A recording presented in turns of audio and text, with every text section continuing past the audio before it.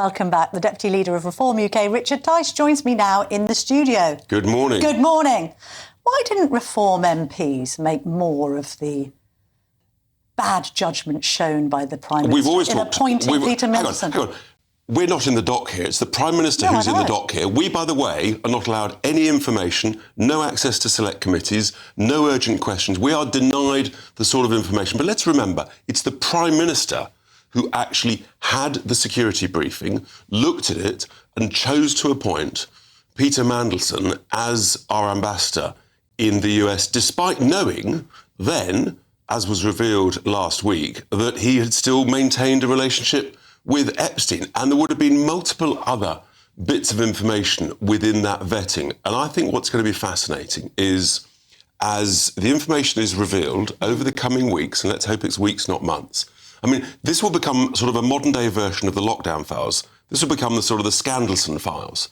Yes. Because WhatsApp messages will be revealed.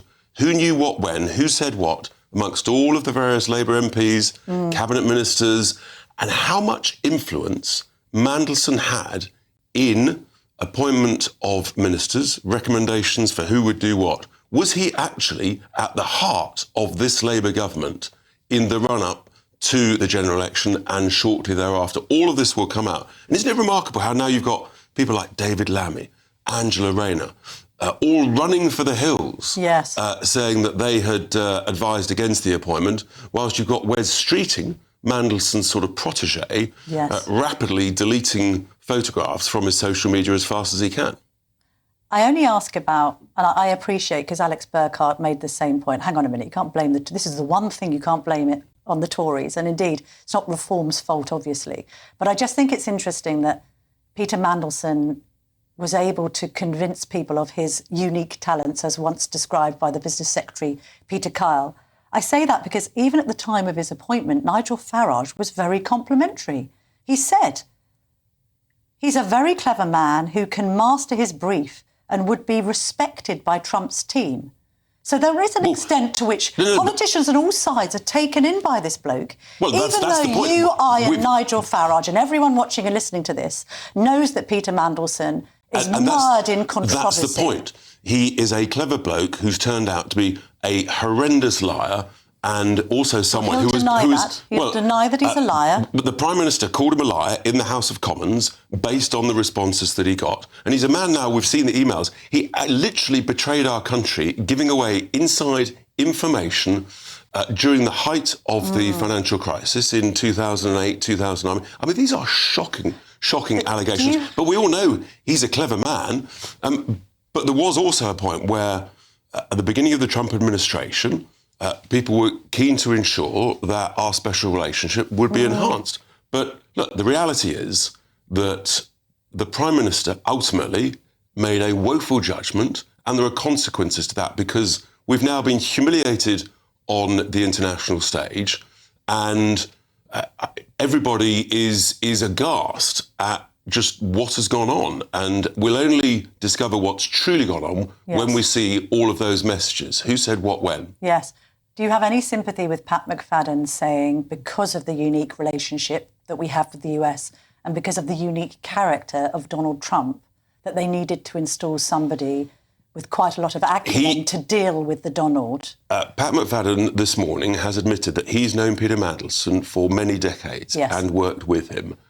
He will have known all of the elements around Mandelson's character, probably more than most people. He said he had no idea of his association with Jeffrey Epstein at the time when he worked with him as business secretary. Let's take him at face value as to what he said this morning. But the reality is that these are people now running the country, and their judgment at every level has shown to be utterly woeful. And it is completely untenable for this Prime Minister to last much longer. Before we get on to reform matters, just a quick word, because we were just speaking about Donald Trump. This cartoon that he posted on Truth Social, lampooning the Obamas, he's been accused of racism. It's depicting them as primates. He was right to take that down and wrong to have posted it in the first place. Yes. Every time your phone connects to public Wi-Fi, anyone nearby could snoop on what you're doing. Hackers can steal your information, passwords, photos, and bank details in just seconds. ExpressVPN encrypts your connection, making it virtually impossible for hackers to access your personal information. ExpressVPN is so easy to use. With just one click of a button, you're protected. Streaming, banking, or shopping, you can switch between high-speed servers worldwide in seconds, and your connection never slows down. Click the link in the description or scan the QR code to get up to 75% off, plus 4 extra months free, all backed by a 30-day money-back guarantee. Protect your online life today.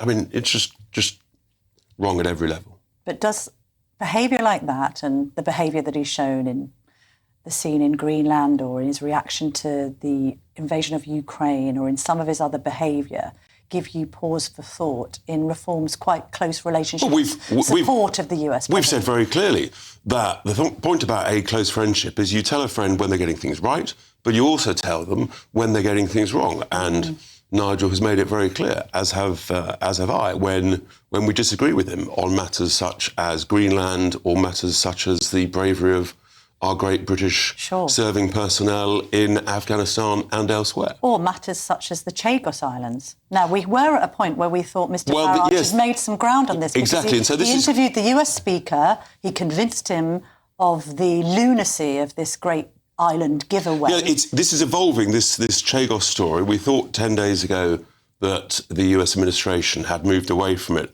Let's wait and see. Or whether or not actually the Prime Minister has conceded even more of our British interests in order to convince the US to do with this. But interestingly, the President's terminology, it's sort of at the end of his statement, he says, we're still looking at it, but ultimately, if we see any threat to our military capability, then we will just step in and stop it. So and in you think this deal could still be stopped, even though Donald Trump appears to have endorsed it now? I think it's evolving. He's flip-flopped, hasn't he? It's weird. evolving as we speak. OK.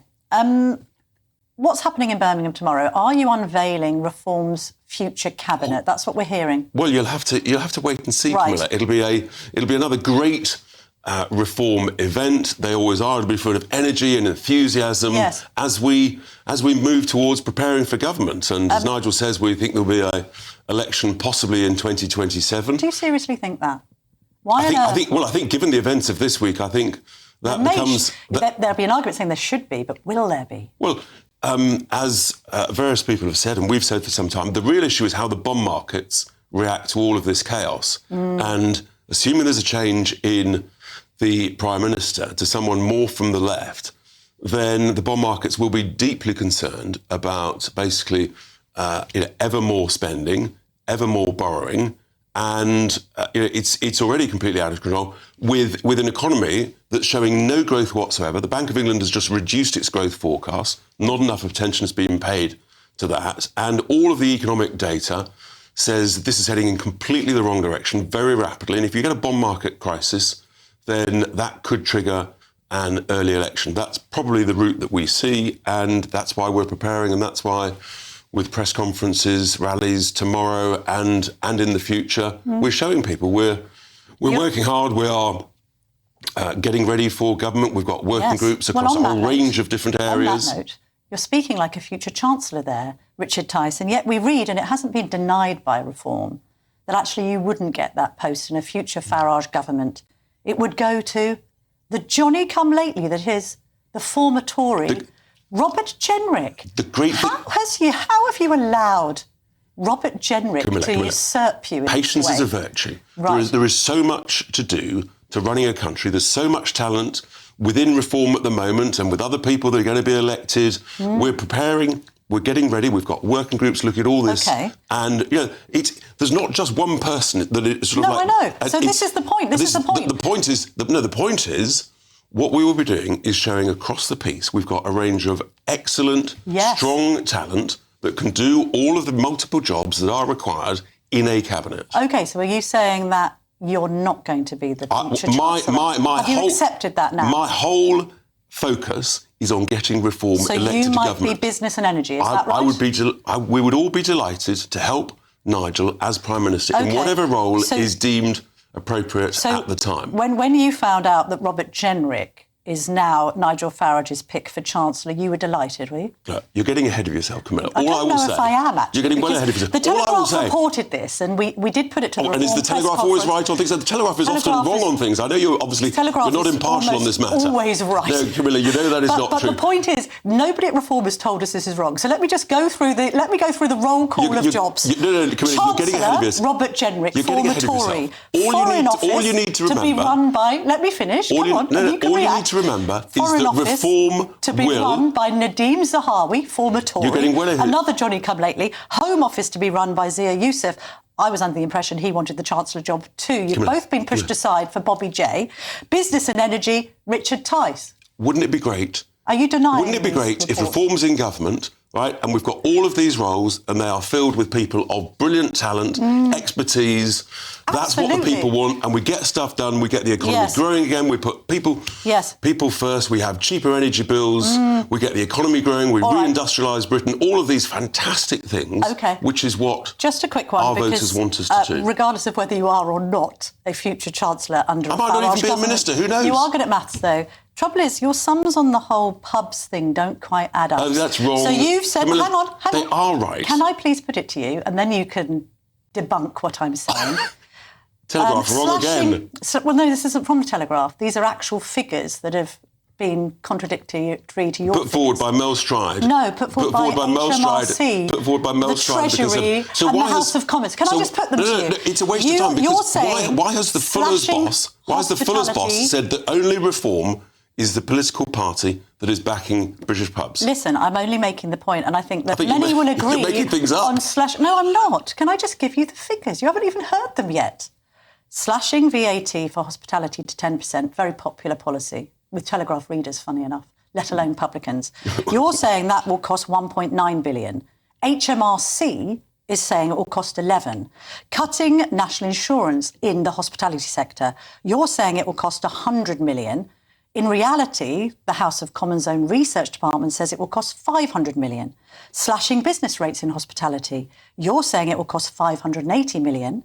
HMT, that's the Treasury, who I hope can count, are saying it will, it'll cost I think actually we know the Treasury can't count. They don't understand how to spell the Laffer curve, let alone know what it means. Your sums are out by 10 billion. How can you be trusted with the sums have been looked finances? If there's this deficiency in your own maths. The team have prepared the sums and we are happy with the sums.